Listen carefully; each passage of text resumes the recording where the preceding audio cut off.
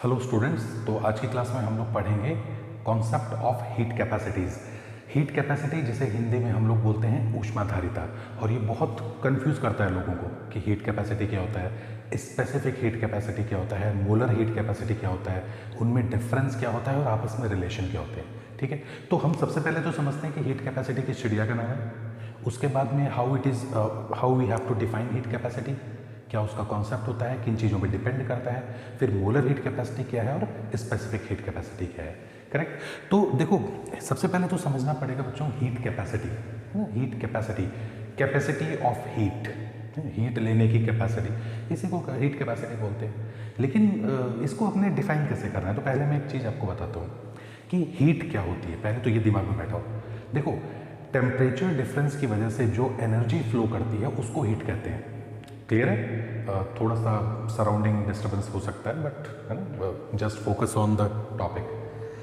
ठीक है, कि how we will define heat. देखो, टेम्परेचर डिफरेंस की वजह से जो एनर्जी फ्लो करती है, energy flows due to temperature difference. एक हाई एनर्जी, एक हाई टेम्परेचर की बॉडी है, एक लो टेम्परेचर की बॉडी है, आपने कॉन्टैक्ट में रख दिया तो टेम्परेचर हाई से लो में फ्लो करेगा, तो एनर्जी फ्लो करेगी, और उस एनर्जी को हम लोग क्या कहते हैं, हीट। ज़्यादा टेम्परेचर का मतलब ज़्यादा heat? No, incorrect. If a body has more temperature it has more energy. तो ये मत बोलना सर ज़्यादा टेम्परेचर मतलब ज़्यादा हीट, नहीं। लेस टेम्परेचर मतलब लेस हीट ना। ज़्यादा temperature, if temperature is more than the body has more energy, या मैं और स्पेसिफाई करूँ तो हम काइनेटिक एनर्जी ऑफ मॉलिक्यूल्स की बात कर रहे हैं। ठीक है, तो समझ लें पहले हीट क्या है। हीट जो है वो एनर्जी फ्लो है ड्यू टू टेम्परेचर डिफरेंस। दूसरी बात कि उस हीट को लेने की capacity, the capacity of gaining heat, that is called heat capacity. थोड़ा इनको चले जाने दीजिए तो मैं पढ़ाता हूँ आपको। ठीक है, तो देखो स्टूडेंट्स, सबसे पहले हम लोग बात करेंगे कि ये हीट कैपेसिटी किस चिड़िया का नाम है। हीट कैपेसिटी, तो पहले तो एक इस बारे में बात करते हैं कि Q directly proportional to delta T. ठीक है, अगर आप लोग हीट देते हैं तो टेम्परेचर राइज होता है। वी नो दैट अगर हीट एक जगह से दूसरी जगह ट्रांसफर हो रही है, एनर्जी फ्लो हो रहा है, तो वो जो है वो टेम्परेचर इंक्रीज कर रहा है। तो किसी बॉडी, भाई बॉडी को गर्म करते हैं तो टेम्परेचर बढ़ता है ना। आप उसको गैस सिलेंडर पे, उस पर चूल्हे पे रख दीजिए, आपने उसको हीट देना शुरू किया तो टेम्परेचर इंक्रीज होता है। तो if it means if you are giving heat to a body, its temperature increases. जितनी ज़्यादा हीट दोगे उतना ही ज़्यादा टेम्परेचर बढ़ेगा। ठीक है, तो ये जो है ये है हीट गिवन। क्यू जो है वो है हीट गिवन। कुछ बुक्स में कैपिटल क्यू भी लिखते हैं, ठीक है, कोई दिक्कत नहीं। And what is delta T? Delta T is nothing but rise in temperature. Temperature में कितनी बढ़ोतरी हो रही है उसको हम लोग डेल्टा टी कहते हैं। ठीक, so Q directly proportional to delta T, and we know that कि भाई डायरेक्टली प्रोपोर्शनल का साइन हटेगा तो कोई कांस्टेंट भी आएगा, तो we will write that constant as Q is equal to some coefficient, या मैं कांस्टेंट भी लिख सकता हूँ, इनटू डेल्टा टी। इस कोफिशिएंट को हम लोग लिखते हैं कैपिटल सी से। क्या लिखते हैं? Capital C. सी यहाँ कैपेसिटेंस नहीं है और ना ही स्पीड ऑफ लाइट है। यहाँ सी जो है कैपिटल सी, उसको हम लोग बोलते हैं इस हीट कैपेसिटी।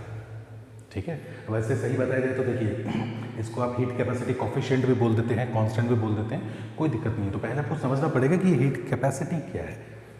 देखो स्टूडेंट्स, ये कॉन्सेप्ट तो यहाँ तक तो आपको क्लियर हो चुका होगा कि भाई आपने बॉडी को हीट दिया, टेम्परेचर राइज कर गया, डायरेक्टली प्रोपोर्शनल का साइन हटाया तो कॉफिशिएंट आया। इस कॉफिशिएंट कैपिटल सी को हमने कहा हीट कैपेसिटी। ये इंटेंसिव प्रॉपर्टी है कि एक्सटेंसिव प्रॉपर्टी है?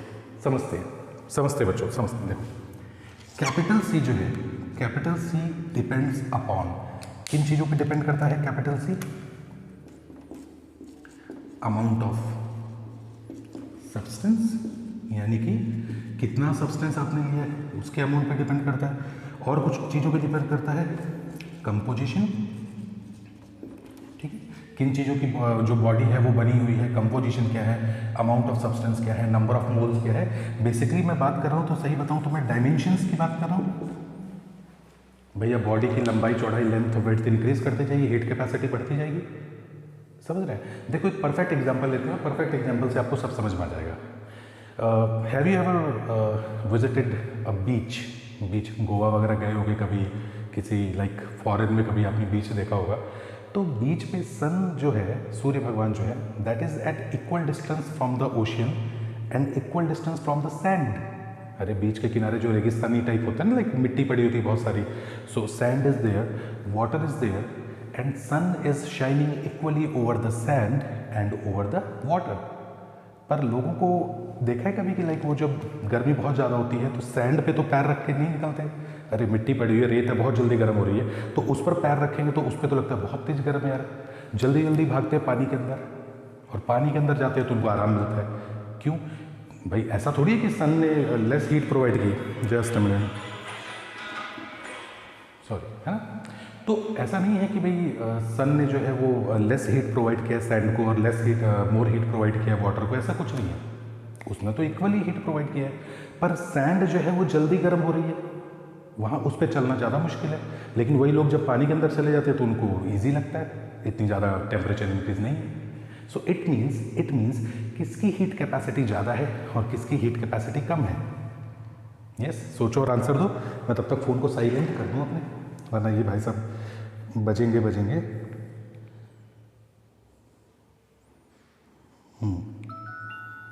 जस्ट मिनट, एक मैसेज कर दिया मैंने, क्या करें, काम करना पड़ता है ना साथ साथ, ठीक है। ओके, सो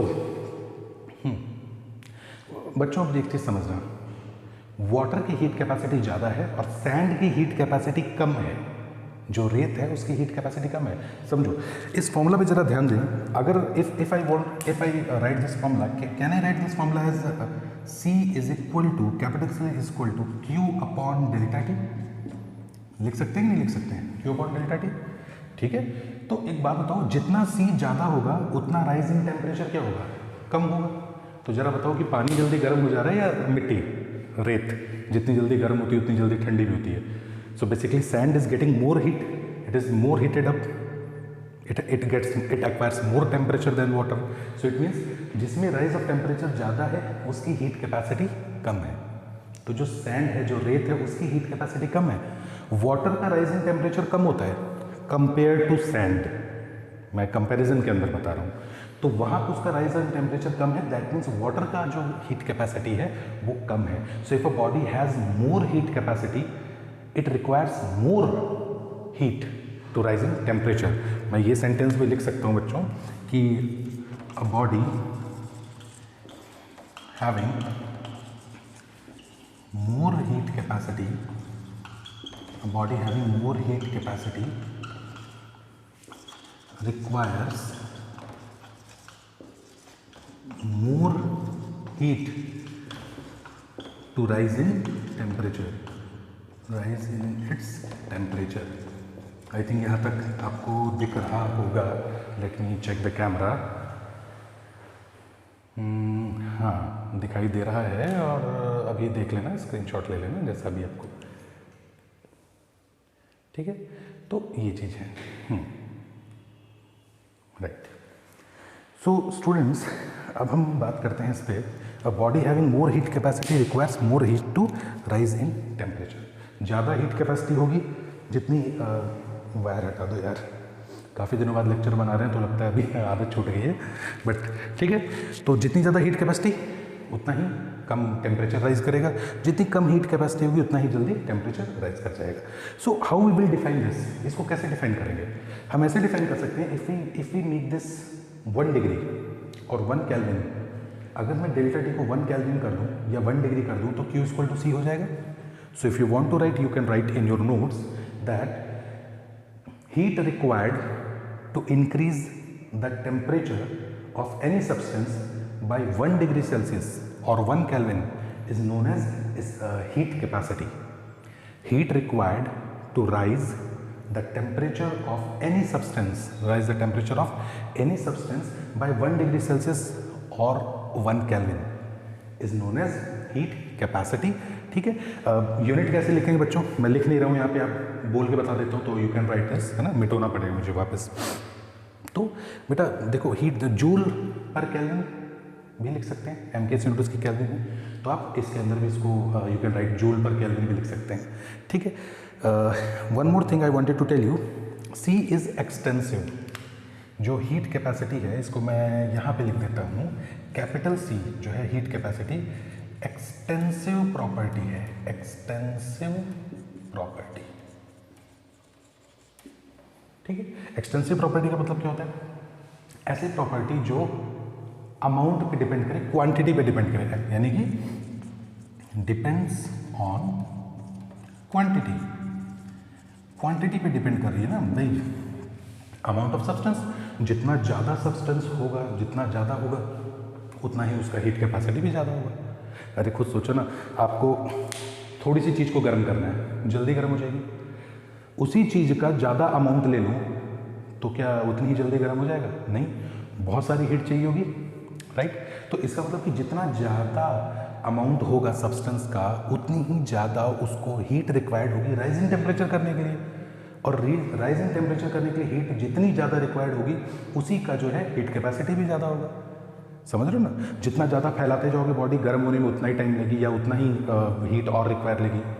ठीक है, तो उतना ही मुश्किल से गर्म होगी, कहने का मतलब ये है। तो इसका मतलब कि राइजिंग टेम्परेचर कम होगा, इसका मतलब हीट कैपेसिटी ज़्यादा होगी। So heat capacity is directly proportional to amount of substance. अच्छा, एक्सटेंसिव प्रॉपर्टी बच्चों क्या होती है?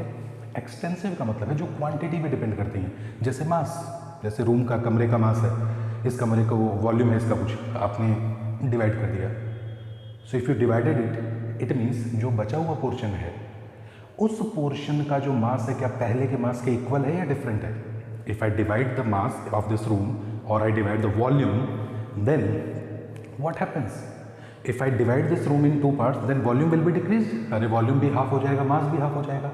तो मास और वॉल्यूम क्वांटिटी पे डिपेंड किए। But what about temperature?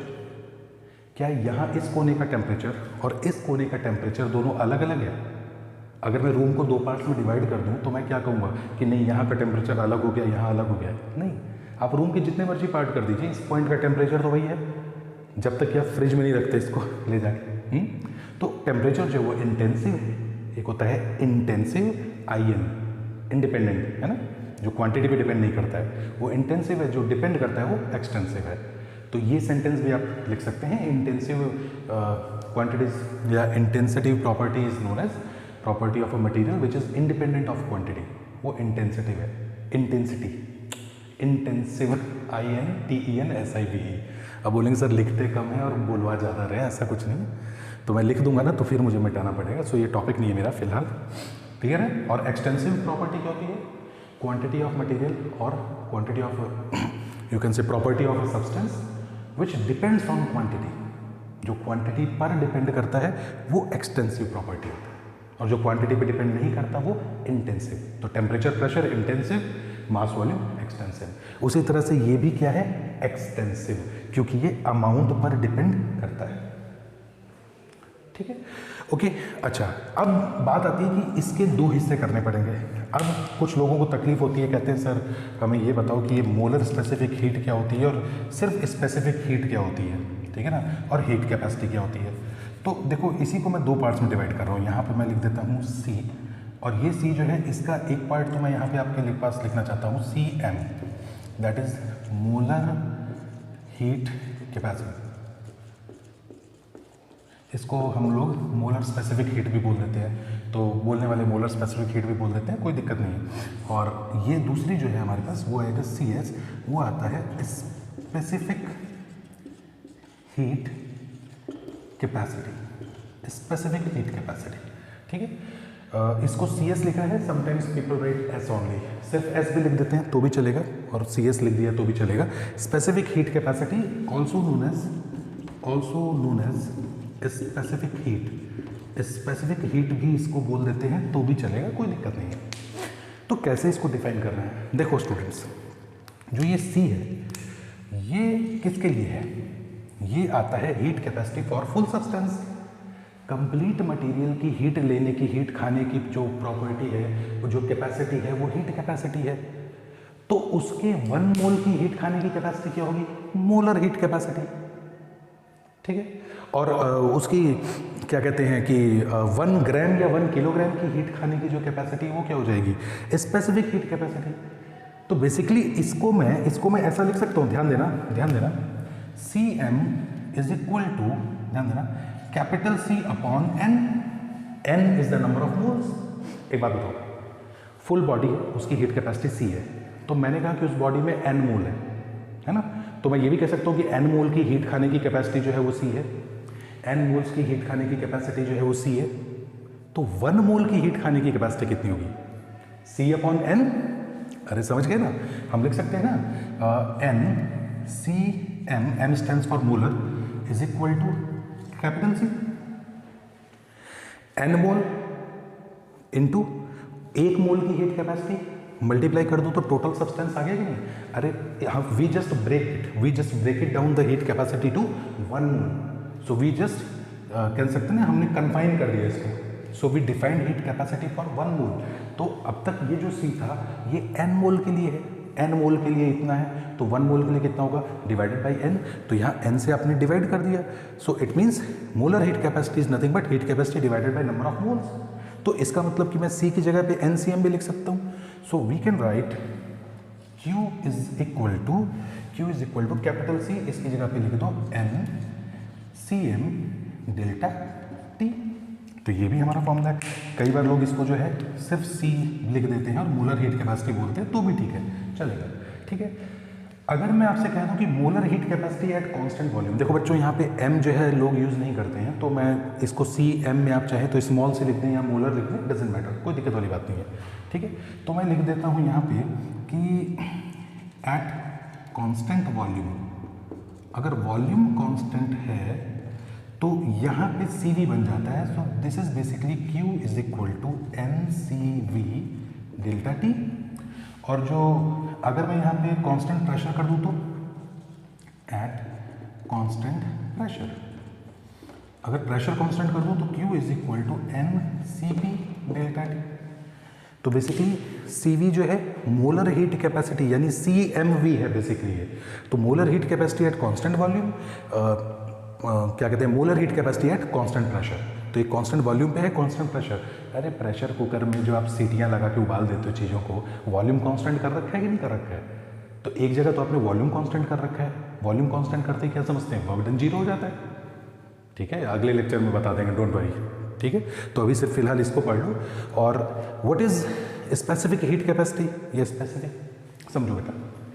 इस C को मैंने कहा टोटल सब्सटेंस है, मान लीजिए n मोल है, तो n मोल की हीट कैपेसिटी इतनी, तो 1 मोल की कितनी, इतनी आ गई।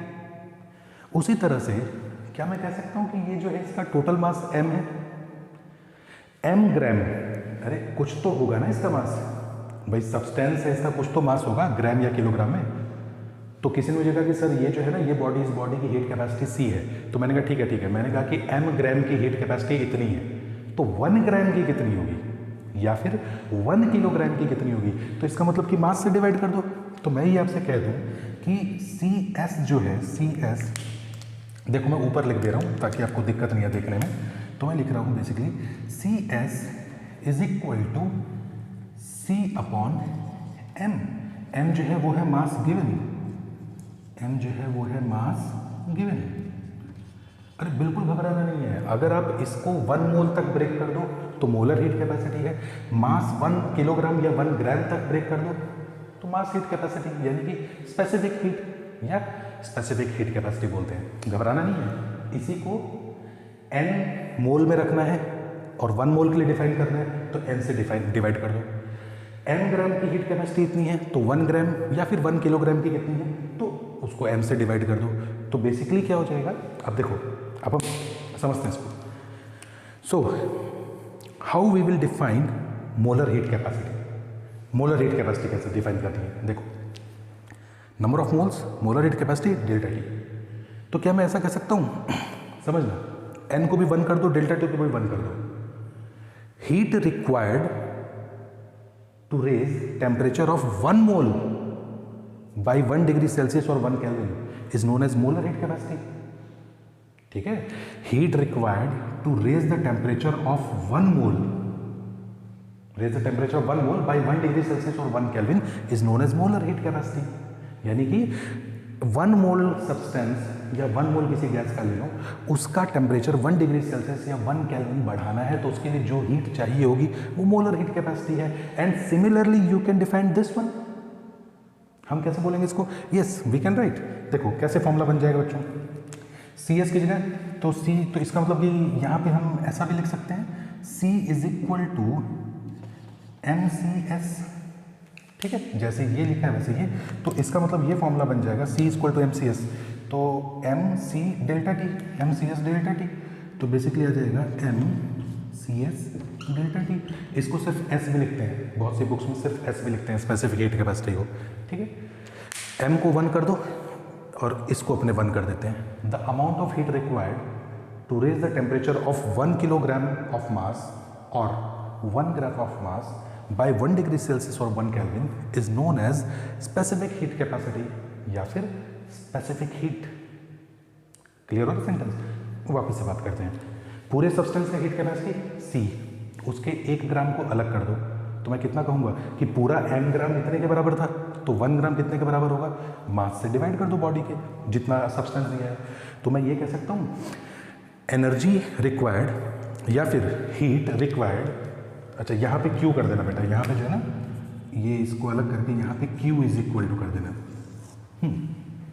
हीट रिक्वायर्ड टू इंक्रीज या राइज इन टेम्परेचर, कुछ भी बोल दीजिए, heat required to raise the temperature of unit mass या फिर 1 किलोग्राम या फिर 1 gram, heat required to raise the temperature of unit mass by 1 degree Celsius और 1 kelvin is known as specific heat और स्पेसिफिक हीट कैपेसिटी। बहुत आसान, बहुत आसान। यूनिट मास का टेम्परेचर 1 डिग्री सेल्सियस बढ़ाना है या 1 केल्विन बढ़ाना है तो रिक्वायर्ड हीट जो है वो हमारे को जो हीट जो है उसको हम कहेंगे स्पेसिफिक हीट कैपेसिटी। और 1 मोल सब्सटेंस का अगर टेम्परेचर 1 डिग्री सेल्सियस या 1 केल्विन बढ़ाना है तो रिक्वायर्ड हीट कितनी होगी? हीट कैपेसिटी हमारे पास मोलर हीट कैपेसिटी। और किसी भी बॉडी, जनरल बॉडी, खूब सारा मास उसके अंदर, खूब सारा मास, कोई दिक्कत नहीं है, तो जनरल बॉडी का टेम्परेचर अगर हमारे को 1 डिग्री सेल्सियस बढ़ाना है, 1 डिग्री सेल्सियस बढ़ाना है तो उसके लिए जो हीट रिक्वायर्ड है उसको क्या कहते हैं? हीट कैपेसिटी, ठीक है। अच्छा इन दोनों में बच्चों फ़र्क क्या है? फ़र्क है this is extensive property, heat capacity is extensive property, but molar heat capacity and specific heat capacity are intensive property. ये दोनों की दोनों प्रॉपर्टीज क्या है?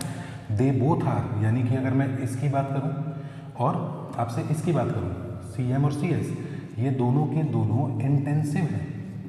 इंटेंसिव क्यों है? अरे आपने इसको इंटेंसिव बना दिया सर, इंटेंसिव क्यों है? अब जरा मुझे बताओ, जब 1 मोल के लिए डिफाइन कर दिया आपने, इस कमरे में गैस भरी हुई है, इसके 1 मोल की प्रॉपर्टी आपके पास है, तो कमरे को जितना भी डिवाइड कर दो, 1 मोल का नॉलेज आपके पास है तो वो तो 1 मोल ही रहेगा ना, समझ लो।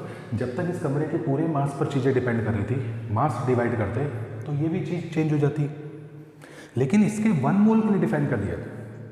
अब आप कर दो चेंज, कमरा और आधा कर दो, गैस के कंटेनर को और आधा कर दो, और आधा कर दो। जब 1 मोल या फिर यूनिट मास के लिए डिफाइन कर दिया आपने हीट कैपेसिटी, तो वो अमाउंट पे डिपेंड नहीं कर रही, क्योंकि वो तो कांस्टेंट हो गई। 1 मोल के लिए कितना है? इतना है।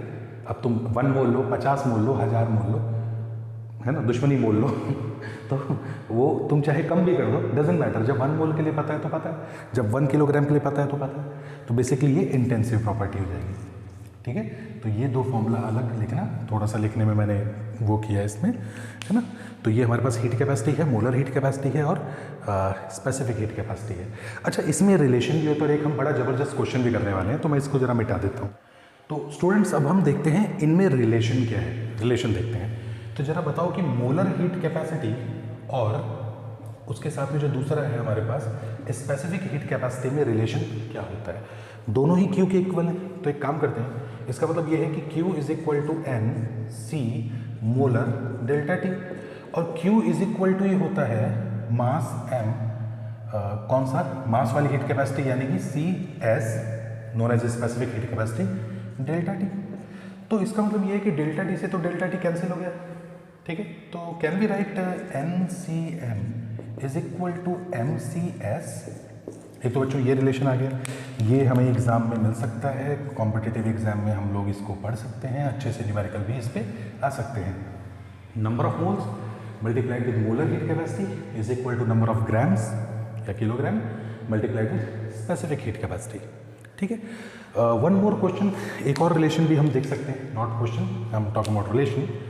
वो ये होता है कि we know that number of mole जो होता है n, number of mole that is equal to what? That is equal to m, which is mass given divided by capital M, known as molar mass. बच्चों chemistry में we में use different language, कुछ molar mass, atomic weight, molar weight, 85 प्रकार की बातें होती हैं। हम फिजिक्स के हिसाब से बता रहे हैं, तो फिजिक्स में आपका मास गिवन अपॉन मोलर मास। जैसे H2 गैस है तो उसके लिए आपके पास कितना हो जाएगा, 2 हो जाएगा, ठीक है। ऑक्सीजन गैस के लिए 32 हो जाएगा, क्योंकि ऑक्सीजन का 8O16 होता है ना, लेकिन ऑक्सीजन गैस है, O2 है, तो बेसिकली 2 है आपके पास उसमें, तो मॉलिक्यूल का आप कितना लिखेंगे, 32 लिखेंगे, है ना। आई होप आप केमिस्ट्री जानते होंगे ये सब चीज़ें, तो ये लिख सकते हैं। तो बेसिकली मैं ऐसा भी लिख सकता हूँ कि n is equal to m upon m, तो मैं I can change this equation as n is equal to m upon m, तो basically m upon capital M into C M is equal to m into C S. देखिए m से m cancel हो गया mass given से, तो it means जो हमारे पास final formula बना वो बना कि C M is equal to capital M C S, C M is equal to capital M C S. इसका मतलब ये हुआ कि भैया मोल वाली हीट कैपेसिटी, है ना, हिंदी में लिख देते हैं चलो, मोल वाली heat capacity is equal to m times, m जहाँ पे कह रहे जी मोलर मास, ठीक है, आप उसको मास नंबर कह दीजिए, जो भी आप उसको लैंग्वेज में बोलते हो, इज इक्वल टू मास वाली कैपेसिटी, मास वाली heat capacity. So basically mole वाली heat capacity is equal to molar mass into mass वाली heat capacity, that's it. So students, in this question, the students who has little bit doubt in heat capacity will get only one answer, and those who have got clear concept of heat capacity will get 2 answers. तो जिसकी doubt clear है तो वो 2 answer इसमें निकालेंगे। अब आप कहेंगे sir if someone is getting 2 answer in 4 options, it means ये तो गलत बात है ना। So that is not good according to NEET, JEE and CBSE term 1 exams. So students, what I am saying, because in this question I found little bit correction or little bit less information given, and why less information given I'll let you know. वैसे ये एक particular exam का question है, NEET का question है, but बहुत पुराना question है। कैसे इसको सॉल्व करना है, इसके लिए आपको हीट कैपेसिटी की कुछ कॉन्सेप्ट्स मालूम होने चाहिए, और वो कॉन्सेप्ट्स क्या है, वो वी नो वन फॉर्मूला है, एक फॉर्मूला हमें पता है, Cp minus Cv is equal to R, है ना। इसका डिटेल आपको मिल जाएगा मेरी वीडियोज़ में, और अगर नहीं मिलता फिलहाल इस क्वेश्चन के लिए आप डायरेक्ट लिख सकते हैं। तो ये Cp minus Cv equal to R कौन सी हीट कैपेसिटी है, मोलर हीट कैपेसिटी है, स्पेसिफिक हीट कैपेसिटी है। Which heat capacity is this, Cp minus Cv equal to R? Guys, this is nothing but molar heat capacity. So this relation is defined for molar heat capacity, molar heat capacity. तो इसका मतलब कि ये तो molar heat capacity हो गई basically. तो अगर ये molar heat capacity है तो इस क्वेश्चन में कौन सी heat capacity इन्होंने दी है, molar दी है या mass वाली heat capacity? क्योंकि we know that कि molar heat capacity क्या रिलेशन होता है, अभी हमने पढ़ा था बच्चों, बताओ। रिलेशन होता है कि मोलर मास वाली हीट कैपेसिटी, इसी कलर से लिख देते हैं, molar heat capacity equal to molar mass into specific heat capacity. यही होता है ना, मोलर हीट कैपेसिटी जो कि मोल वाली हीट कैपेसिटी है is equal to molar mass into specific heat capacity. तो इसका मतलब कि Cp minus Cv is equal to R। तो अगर मुझे इसको इसमें चेंज करना हो तो मुझे क्या लिखना पड़ेगा, तो मैं ऐसे लिख सकता हूँ कि यार ये तो मोलर वाला हो गया ना, ठीक है। तो बेसिकली मैं ऐसा कर सकता हूँ कि ये जो है हमारे पास Cp minus Cv into capital M is equal to R, या फिर Cp minus Cv is equal to R upon M। अरे ये क्या नया रिलेशन बना दिया, ये तो गड़बड़ हो गया, मतलब नया रिलेशन बना दिया ये तो मैंने। ऐसा नहीं है, क्यों? क्योंकि this relation is valid for molar heat capacity, but for specific heat capacity we have to change it like this. अरे यहाँ लगा लो स्पेसिफिक का S लगा लो, यहाँ मोलर का M लगा लो, and we know this relation, we have done in the previous clip. तो ये तो 2 फॉर्मूला बन गया। अब किससे सॉल्व करें इस क्वेश्चन को, किसी से भी ट्राई करते हैं। चलो पहले इससे ट्राई करते हैं, Cp minus C V equal to R. तो इसका मतलब कि हाइड्रोजन गैस के लिए कितना होगा, Cp minus C V equal to A, है ना। तो चलो इस वाले पैटर्न से अगर मैं क्वेश्चन को सॉल्व करूँ तो वो हो जाएगा Cp minus C V equal to A, और होना क्या चाहिए आर। तो basically A equal to R, दूसरा पैन ले लेता हूँ, basically A is equal to R हो गया, ठीक है। और ऑक्सीजन के लिए भी क्या होगा, Cp minus C V equal to B. अब Cp माइनस सी वी जो है that is equal to R, Cp minus C V R के इक्वल होता है। तो इसका मतलब कि Cp minus C V equal to B, यानी बी जो है वो भी आर है, तो आप खुद बताइए बच्चों कि अगर ये भी बी भी आर है, ए भी आर है, तो basically A equal to B, तो ए इक्वल टू बी जो यानी कि डी आंसर करेक्ट है। तो इसका मतलब क्या हुआ, बी जो डी आंसर करेक्ट है, राइट।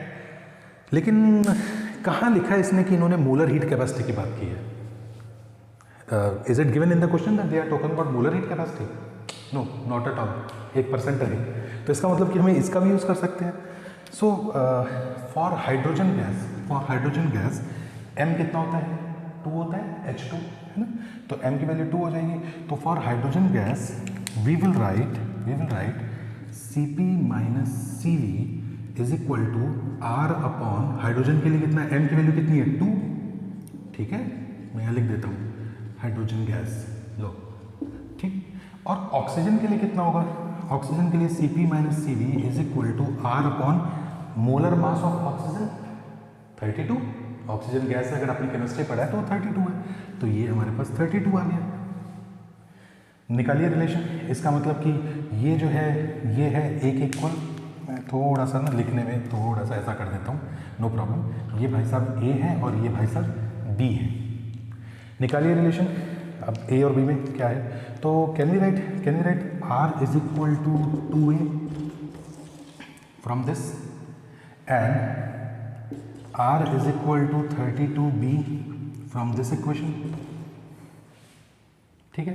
इसका मतलब कि दोनों को इक्वल कर दो, तो इसका मतलब कि 2a is equal to 32b, तो a is equal to 16b। इसका मतलब कि ये आंसर आ गया, आंसर नंबर 1। अब कौन सा सही है मुझे पता नहीं, ये मैं आपके ऊपर छोड़ता हूँ, आप बताना कौन सा सही है। तो basically if someone is not having you can say good understanding of molar heat capacity and specific heat capacity, that person will definitely get 1 correct answer, and a person who knows the concept will get 2 correct answers। तो अब I don't know क्या हुआ उस exam में, बस ये दोनों सही थे उसमें। तो स्टूडेंट्स फिर मुलाकात होगी किसी और टॉपिक में और थर्मोडायनेमिक्स, ठीक। Thank you.